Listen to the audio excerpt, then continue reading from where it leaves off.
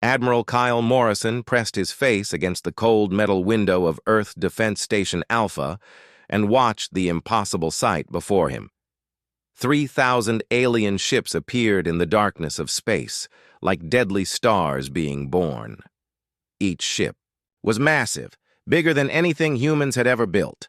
The largest ones stretched for miles and glowed with strange purple energy that made his eyes water just looking at it. Captain Lisa Warren rushed to his side with a datapad in her hands. Her face was pale, and her voice shook when she spoke. The numbers on her screen told a story that made Kyle's stomach drop. The Zephyrian Empire had brought enough firepower to glass entire planets.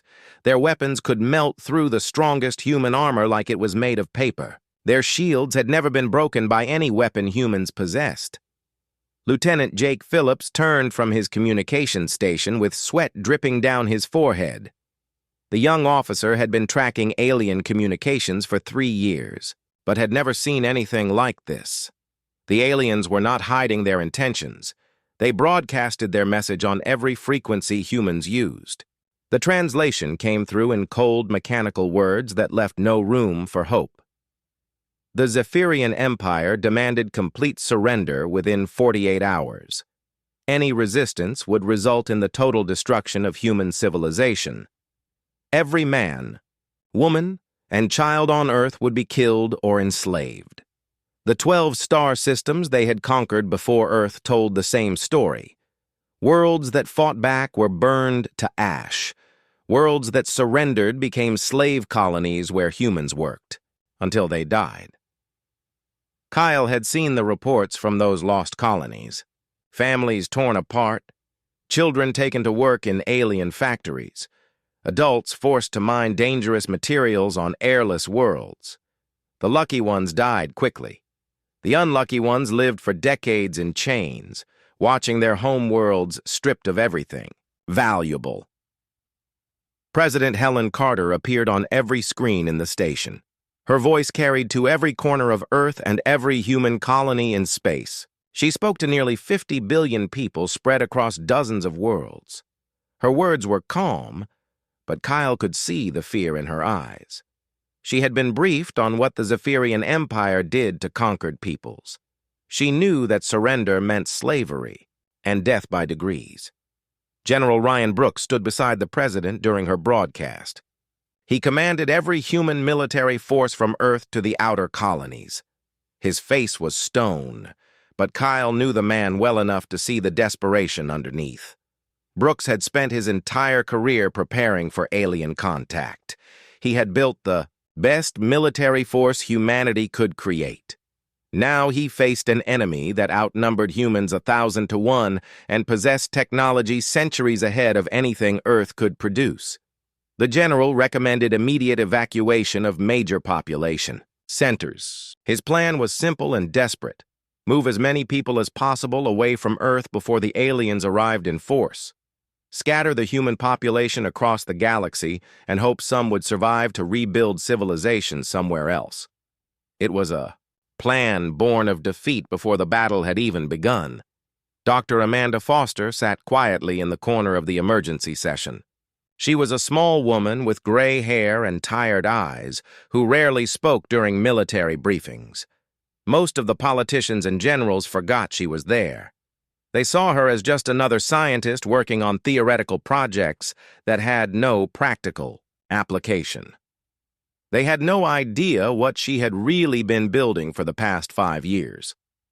When General Brooks finished explaining his evacuation plan, Dr. Foster cleared her throat. The room fell silent as she stood up slowly. Her voice was quiet, but every person in the room leaned forward to hear her words. She had spent more time studying alien technology than anyone alive. She had dissected every piece of wreckage from human encounters with the Zephyrian Empire. She knew their strengths and their weaknesses better than they knew themselves. She told them that humanity had been preparing for this day longer than anyone knew. Project Titan was not the theoretical research program that appeared in public records. It was the most ambitious military project in human history. For 5 years, the best scientists and engineers from every human world had worked in secret. They had studied captured alien technology and learned not just how it worked, but how to make it work better. The Zephyrians believed they faced primitive humans armed with crude weapons and simple tactics.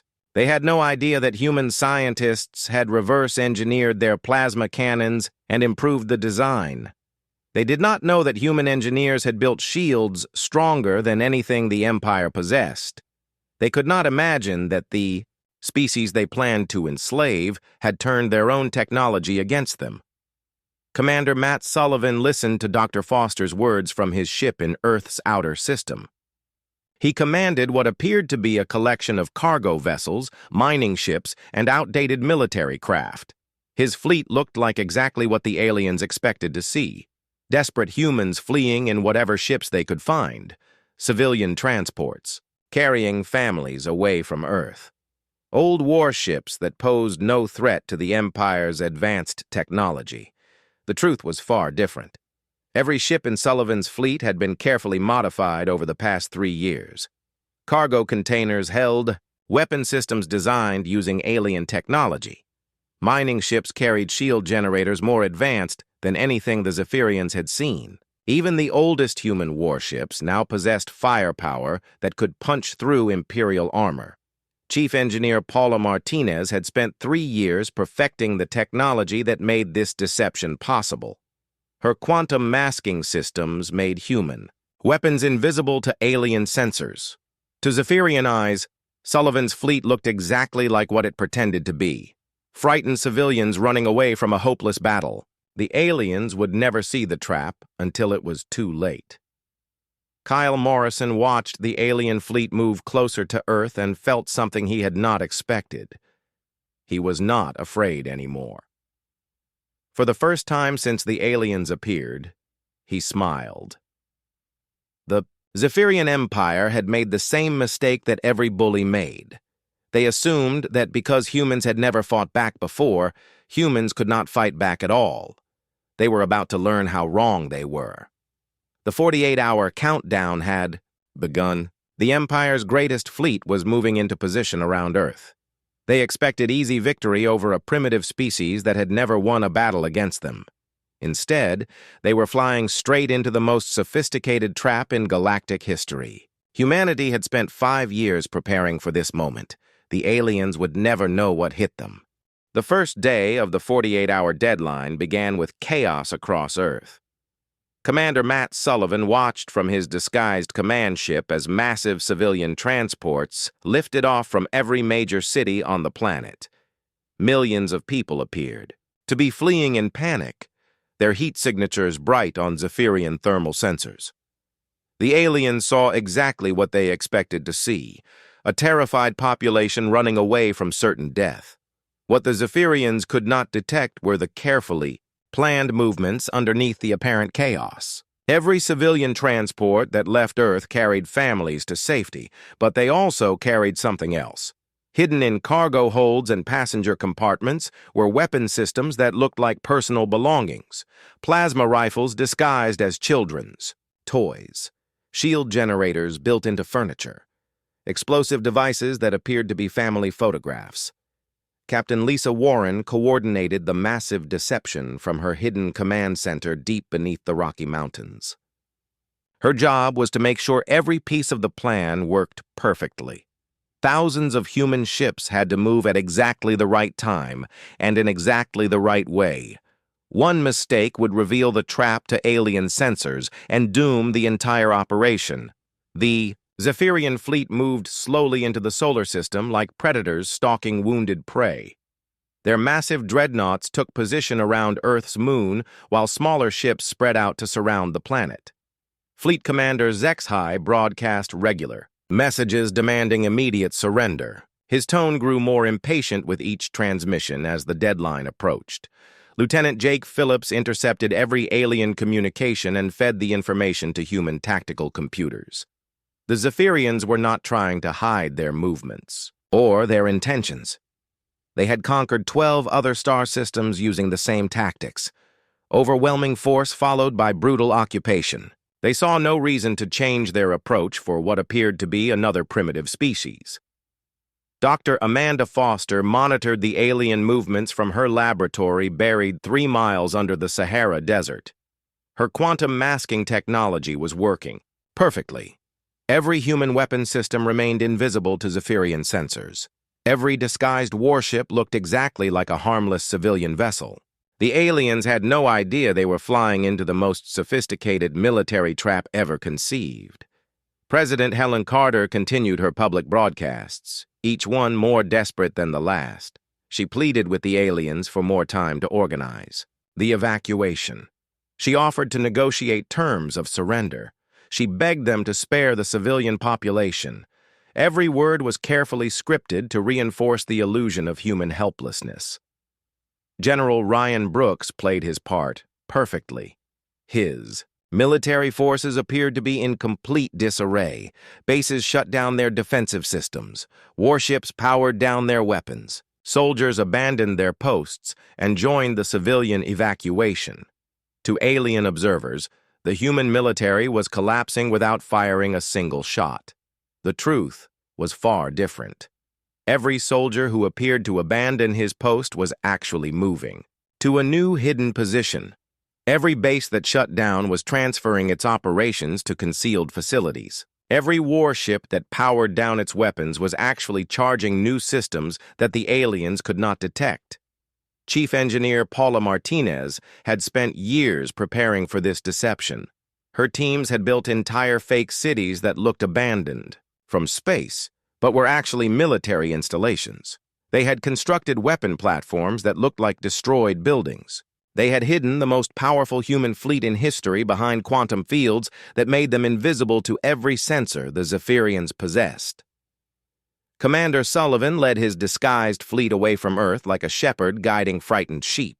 His ships broadcast distress signals and emergency communications that painted a picture of complete panic. Families separated in the chaos. Supply ships breaking down under the stress of overloading. Military escorts unable to protect the fleeing civilians. The Zephyrians monitored every human transmission and grew more confident with each passing hour. The species that had never won a battle against the Empire was behaving exactly as expected. Running away instead of fighting, begging for mercy instead of showing resistance. The aliens began to relax their guard as victory seemed certain. Captain Steve Johnson commanded what appeared to be a simple cargo hauler carrying refugees from the inner colonies. His ship looked old and poorly maintained. Its weapons were obsolete, by human standards, and laughable compared to alien technology. The Zephyrians barely bothered to scan his vessel as it limped away from Earth at half the speed of the other evacuation ships. Hidden beneath, the cargo hauler's fake exterior was the most advanced warship humans had ever built. Its weapons could punch holes through Imperial dreadnoughts. Its shields could deflect the Empire's most powerful plasma cannons. Its speed could outrun anything in the alien fleet. The Zephyrians would never see it coming until the trap was sprung. Admiral Kyle Morrison remained on Earth Defense Station Alpha, which appeared to be shutting down its operations like every other human facility. The station's defensive weapons powered down. Its communication arrays went silent. Its crew appeared to evacuate in small transport pods. To alien sensors, the station looked abandoned and harmless. The reality was that Earth Defense Station Alpha had become the command center for the largest military operation in human history. Every major system had been moved underground or hidden behind quantum masking fields. Morrison could monitor every alien ship in the solar system while remaining completely invisible to their sensors. As the second day began, the Zephyrian Empire prepared for easy victory. Their ships moved into final attack positions around Earth. Their troops prepared for occupation duty on what would soon be another conquered world. Fleet Commander Zex High sent his final ultimatum to the human government, demanding surrender. Within 6 hours, the aliens had no idea that their every movement was being tracked by human sensors they could not detect. They did not know that weapons more powerful than anything they possessed were aimed at their ships from hidden positions throughout the solar system. They could not imagine that the frightened civilians fleeing Earth were actually the most dangerous military force the galaxy had ever seen. The trap was set. The Zephyrian Empire's greatest fleet was exactly where humanity wanted them. In just a few hours, the aliens would discover that they had made the biggest mistake in their 300-year history of conquest. They had attacked a species that specialized in turning superior technology against itself. The final hour arrived with Fleet Commander Zexhai growing impatient at the lack of human response. His massive dreadnought moved into position directly above Earth's largest city, while smaller ships spread out over every continent. The Zephyrians had used this same formation on 12 other worlds. It always worked perfectly to break the spirit of any species foolish enough to resist the Empire. Admiral Kyle Morrison watched the alien ships settle into their attack positions from his hidden command center. Every Zephyrian vessel was exactly where human tactical computers had predicted they would be. The aliens followed their standard conquest pattern without deviation. They had grown so confident in their superiority that they never considered the possibility of walking into a trap. Colonel Danny Morrison sat in a bunker buried deep under the Nevada desert, with his hand hovering over a single red button. He was Kyle's younger brother and the man responsible for the most important weapon system in human history. The Tesla defense grid had taken 4 years to build and consisted of electromagnetic pulse generators hidden across every continent on Earth. The aliens had no idea the entire planet was one massive weapon. Dr. Amanda Foster monitored Quantum, readings from her underground laboratory as the alien fleet moved into final position. Her scanners were mapping the exact energy signature of every Zephyrian ship. The data would be crucial for the next phase of the operation. Human weapons needed to know exactly how alien shields and armor worked before they could punch through them effectively. Commander Matt Sullivan received the coded signal he had been waiting for and smiled for the first time in 48 hours. His disguised fleet had positioned itself perfectly around the solar system while appearing to flee. In panic, 300 human warships disguised as civilian vessels were now in ideal attack positions. The aliens had helped him place his forces exactly where they needed to be. Captain Lisa Warren stood on the bridge of what appeared to be a simple passenger transport, but was actually the most heavily armed ship in the human fleet. The UES Defiance had been built in secret over the past 3 years using technology reverse-engineered from captured alien wreckage. Its weapons could destroy Zephyrian dreadnoughts with single shots. Its armor could withstand direct hits from Imperial plasma cannons. The Zephyrian Empire began their standard pacification bombardment exactly on schedule. Purple beams of energy struck down from orbit and turned empty human cities into fields of glass. The aliens expected to see millions of people die in the first few minutes of the attack. Instead, they found themselves shooting at carefully constructed decoys while the real population remained safely hidden in underground shelters. Lieutenant Jake Phillips intercepted frantic alien communications as Zephyrian gunners reported hitting empty targets. The Empire's thermal sensors showed massive heat signatures from burning cities, but no signs of dying populations. Confusion spread through the alien fleet as their intelligence proved completely wrong. They had been told that humans were concentrated in surface cities, not scattered in hidden facilities. Fleet Commander Zexhai ordered his ships to increase bombardment intensity and search for underground installations.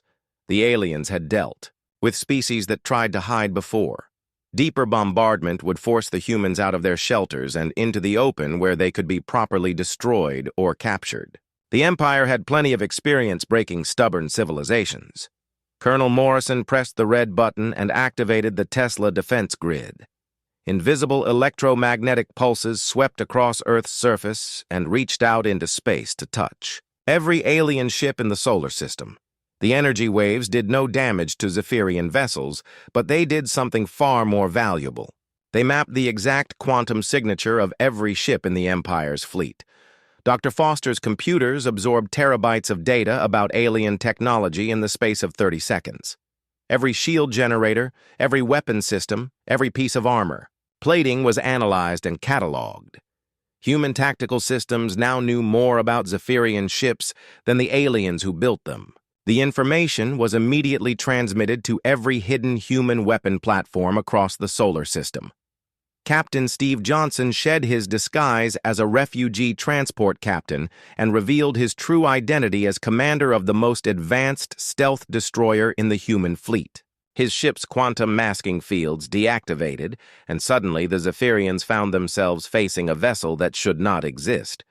Human technology was supposed to be centuries behind Imperial standards, not decades ahead of it. Admiral Morrison opened communications with every human ship in the solar system using encrypted quantum channels that the aliens could not detect or jam. His voice carried to 300 hidden warships and thousands of concealed weapon platforms. The moment humanity had prepared for during 5 years of secret work had finally arrived. It was time to spring the trap. Commander Sullivan gave the order that would change galactic history forever. His disguised cargo vessels suddenly split apart like giant mechanical flowers. Hidden weapon arrays extended from fake cargo holds. Shield generators that had been disguised as industrial equipment powered up to full strength. Mining ships revealed. Plasma cannons more powerful than anything the Zephyrians possessed. The aliens found themselves surrounded by enemies that had appeared from nowhere. Ships they had dismissed as harmless civilian craft were suddenly firing weapons that cut through Imperial armor like tissue paper. The species they had planned to enslave was attacking them with their own technology improved beyond anything the Empire had achieved. Captain Warren stood on the bridge of the UES Defiance and watched Zephyrian ships begin to explode around Earth's orbit. Every human weapon was performing exactly as designed. Alien shields collapsed under focused particle beam attacks. Imperial armor melted under plasma cannon fire that burned hotter than stellar cores.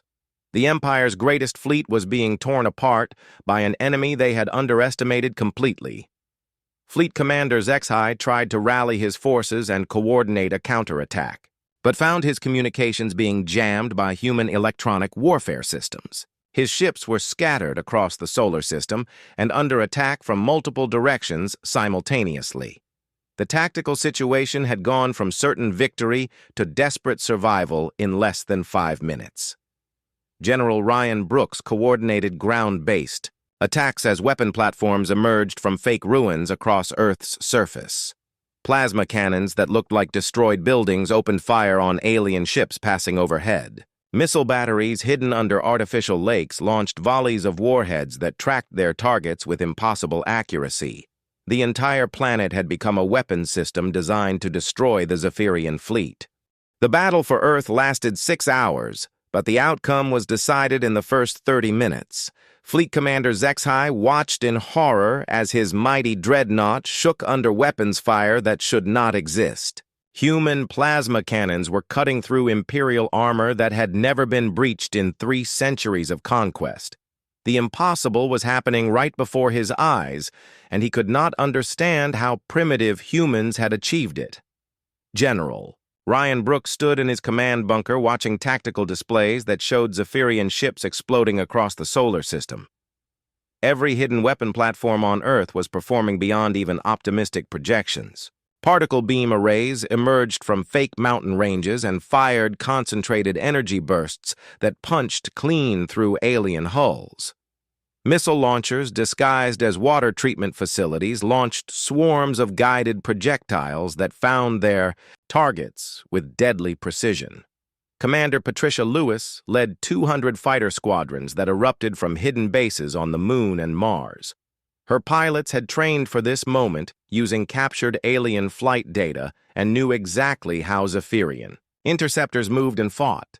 Human fighters that looked like standard Earth designs carried weapons systems that spoke the Empire's own technological language back to them with lethal improvements. The alien pilots found themselves outmatched by opponents they had expected to crush easily. Human fighters moved faster than Imperial interceptors and hit harder than anything the Zephyrians had faced before. Weapons that looked primitive from the outside fired energy beams that cut through alien shields like they were made of paper. Squadron after squadron of Imperial fighters fell to human pilots who had learned to fight using alien technology turned against itself. Captain Lisa Warren coordinated the main fleet assault from the bridge of the UES Defiance. Her ship alone was destroying Zephyrian cruisers with single shots from weapons that combined human engineering with captured alien designs. The particle beam arrays on her vessel fired faster than Imperial gunners could target her ship. Her shields absorbed direct hits from enemy plasma cannons and converted the energy into power for her own weapons. Dr. Amanda Foster monitored the battle from her laboratory and watched her life's work prove itself in the crucible of combat. Every adapted weapon system was performing exactly as her calculations had predicted. Human scientists had not just copied alien technology, but had improved it in ways the Empire's engineers never considered. Plasma cannons that fired faster, shields that absorbed more energy, armor that deflected attacks instead of just absorbing them. The Zephyrians tried to retreat, but found their escape routes blocked by Commander Sullivan's disguised evacuation fleet. What had appeared to be panicked civilians fleeing Earth was revealed as the most precise military positioning maneuver in galactic history. Human ships that looked like desperate refugees opened fire with weapons more advanced than anything the Empire possessed. Fleet Commander Zexhai ordered his remaining ships to concentrate their fire on Earth itself. If the humans wanted to fight, he would show them the price of resistance. His dreadnoughts turned their main guns toward the planet's surface and prepared to glass entire continents. The Empire had used this tactic before to break the will of stubborn species. Colonel Danny Morrison activated the second phase of the Tesla defense grid as alien weapons targeted Earth's surface. Electromagnetic barriers rose from hidden generators and formed protective shields over major population centers. Zephyrian plasma beams struck the barriers and were reflected back at the ships that fired them. The aliens found themselves being destroyed by their own weapons turned back on them. Admiral Kyle Morrison opened communications with Fleet Commander Zexhai as explosions lit up space around Earth. His message was broadcast on every frequency. The Empire used so that surviving alien commanders would hear his words clearly. The humans had made their point in the most direct way possible, and now it was time to explain what had just happened. He told the alien commander that the Zephyrian Empire had made one critical error in their intelligence gathering. They had assumed that because humans had never fought back effectively before, humans were incapable of fighting back at all. They had confused restraint with inability and patience with weakness. The Empire was about to learn the difference between those things. Captain Steve Johnson led a strike force of stealth destroyers against the largest Zephyrian ships still fighting near Earth's moon. His vessels moved like ghosts through space, invisible to alien sensors until the moment they opened fire. Imperial dreadnoughts that had terrorized dozens of star systems found themselves being torn apart by enemies they could not see or target effectively. The Zephyrian fleet began to break, apart as individual commanders realized the battle was lost. Some ships tried to flee toward the edge of the solar system, while others attempted to surrender. A few alien captains chose to fight to the death rather than face the shame of defeat by a species they had considered inferior. Commander Sullivan coordinated the pursuit of fleeing Zephyrian vessels with the cold efficiency of a man who had spent years planning this moment. Human ships that had pretended to be cargo haulers revealed their true speed and overtook alien cruisers that thought they could escape. The Empire's survivors found themselves surrounded by enemies that appeared from every direction. Chief Engineer Paula Martinez monitored the battle from her hidden facility and felt proud of what her teams had achieved. Every quantum masking system was working perfectly. Every disguised weapon platform had revealed itself at exactly the right moment. The technology that had taken 3 years to perfect was performing flawlessly in its first real test. Lieutenant Jake Phillips intercepted desperate communications between surviving alien ships as their commanders tried to understand what had happened to them. The Zephyrians were reporting weapons that should not exist and tactics that defied everything they knew about human capabilities. Some alien officers were already suggesting that their intelligence about Earth had been completely wrong from the beginning. President Helen Carter addressed the nation from a secure bunker as the battle raged overhead. Her words were calm, but carried an undertone of satisfaction that every human listener could hear. The species that had threatened to enslave them was learning that humanity specialized in one particular skill above all others. They were experts at adapting to any challenge and turning their enemies' strengths into weaknesses. The last major Zephyrian ship surrendered after watching 3 dreadnoughts explode around it. The Empire's greatest fleet had been reduced to scattered survivors, begging for mercy from the species they had planned to conquer. Earth's orbit was filled with the wreckage of alien vessels and the growing fleet of captured Imperial warships that would soon serve human purposes.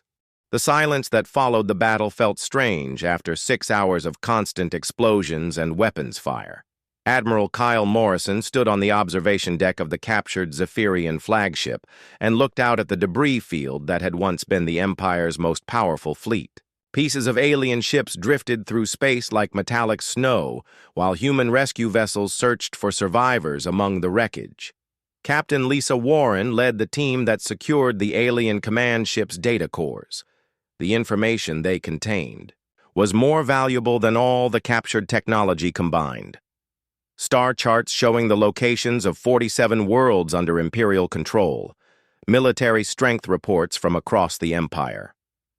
Most importantly, detailed records of every species the Zephyrians had conquered and enslaved over the past 3 centuries. Dr. Amanda Foster examined captured Zephyrian weapons and felt amazed at how primitive they seemed compared to the improved versions her teams had built. Human engineers had taken alien designs and made them better in every possible way. Plasma cannons that fired twice as fast, shields that absorbed 3 times more energy, armor plating that was lighter and stronger than anything the Empire possessed. President Helen Carter addressed the galaxy from the bridge of the captured alien flagship. Her words were broadcast on every communication frequency the Empire used to coordinate their scattered forces. Every enslaved world would hear her message. Every Zephyrian commander would understand that the balance of power had shifted in ways they never thought possible. She spoke directly to the billions of people, living under Imperial occupation across dozens of star systems. Earth stood ready to prove that resistance was not futile. Humanity would share the technology and tactics that had just destroyed the Empire's greatest fleet. No species would have to face the Zephyrians alone ever again. Commander Matt Sullivan began organizing the first Liberation fleet using captured alien ships alongside human vessels. His force would target the Rigel system where intelligence reports indicated 12 worlds waited for freedom. Each ship would carry human crew members, working alongside former prisoners from species the Empire had enslaved. Unity between different civilizations would be the key to defeating an enemy that relied on keeping conquered peoples separated and afraid. Colonel Danny Morrison started training programs for liberated alien prisoners who wanted to fight back against their former masters. The techniques humanity had used to turn Imperial technology against itself could be taught to anyone with the will to learn. Every freed slave could become a teacher who would spread the knowledge to others still trapped under Zephyrian rule. General Ryan Brooks studied tactical reports from the battle and realized that humanity had achieved something unprecedented in galactic history. They had not just defeated a superior enemy, but had done so using that enemy's own weapons improved beyond Imperial engineering standards. The psychological impact on other Zephyrian forces would be devastating when word of the defeat spread. Chief Engineer Paula Martinez began designing new weapon systems that could be built using materials available on any industrialized world. The quantum masking technology that had hidden human preparations from alien sensors could be reproduced by species with basic manufacturing capabilities. Every liberated world would be able to defend itself against future Imperial attacks. Lieutenant Jake Phillips monitored communications across the galaxy as news of Earth's victory spread through both human and alien networks. Zephyrian military commanders were demanding explanations for how their most powerful fleet had been destroyed by a species they considered primitive. Enslaved populations on occupied worlds were beginning to whisper about the possibility of freedom. Captain Steve Johnson led scouting missions to nearby star systems where human colonies had been established before the war began. His stealth ships carried messages of victory and hope to settlements that had been preparing for inevitable conquest. The news that Earth had not only survived but won would inspire human communities across the galaxy to stand and fight. Commander Patricia Lewis began recruiting pilots from liberated alien species who wanted to join the fight against the Empire. Her training programs would teach former slaves how to fly human fighters equipped with improved Zephyrian technology. The Empire had created its own enemies by treating conquered peoples as disposable resources instead of potential allies. Dr. Foster worked with alien scientists who had been forced to serve the Empire and wanted revenge against their former masters. These brilliant minds had been developing new weapons for the Zephyrians, but now they would use their knowledge to create even more advanced systems for the liberation forces. The Empire's own research programs would be turned against them. Fleet Commander Zex High sat in a human detention facility and tried to understand how his invasion had failed so completely. His interrogators explained that humanity had been studying captured alien technology for years and learning how to improve it. The species he had planned to enslave specialized in adaptation and innovation in ways the Empire had never encountered before. Admiral Morrison recorded his final log entry about the battle and reflected on what humanity had accomplished. They had proven that superior technology was not enough to guarantee victory against an enemy that refused to give up.